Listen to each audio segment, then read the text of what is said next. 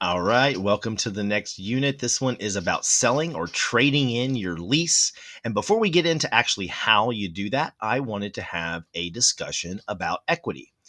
So you may have noticed that your current lease or used car is worth a whole bunch, has a lot of positive equity. You're probably asking yourself, why is this and how do I take advantage of it?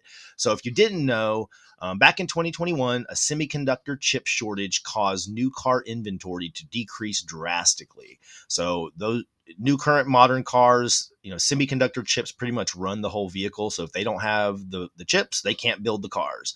So that in turn cause an increase in demand for used cars whose values skyrocketed. If there are not any new cars to be had, the current used cars on the market are going to be worth a whole lot more.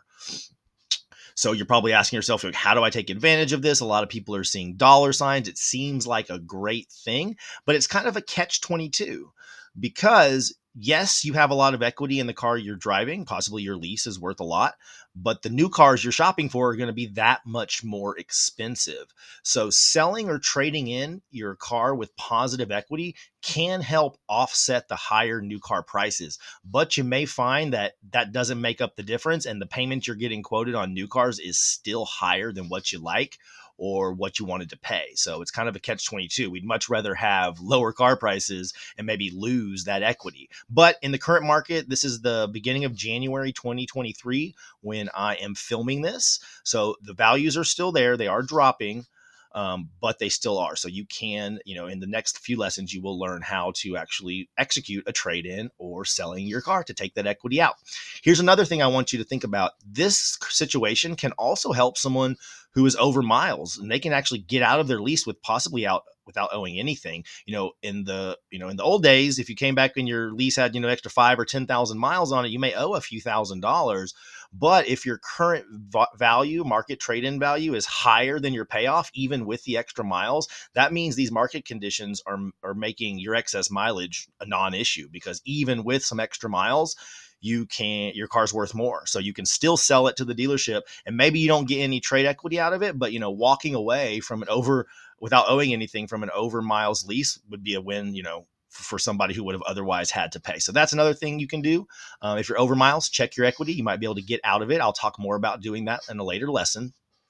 And I just want you to know this is not normal and this will not last forever. As new car inventory returns, then the used car values will drop. And this is already happening. I've been checking the equity on a Honda lease that I have, and about 3 months ago, at the end of 2022, maybe like September, October, that car had about $5,500 in positive equity, the difference between its value and its payoff quote. And I've just checked it as of today. It's like January 17th of 2023, right before I'm filming this video. And I've lost about $1,600 in equity. So now the equity position, the difference is about just under $4,000. So, yeah, 39.54 was what I calculated today. So it went from about 5,500 to $3,900 in just a matter of months. So it's shrinking as we speak, but this is a good thing. I am not concerned about this. I would much rather lose my equity position, but have the new car inventory prices be that much better. So, like I said, it's great to have it. You can definitely use it to your advantage, but in the end, I don't want you to race out and try to find a new car because you feel like you have to cash out this equity. If you lose your equity because you're doing smart shopping and you're waiting for the better deal, by the time inventory comes back and you do get a car at a price you like, you don't need the positive equity. It was never really something you should have expected anyway. It's just a bonus. It's great if you can use it. I'm going to teach you how to do it, but I just want you to know, ultimately, we don't want this. It's not good for the new car market.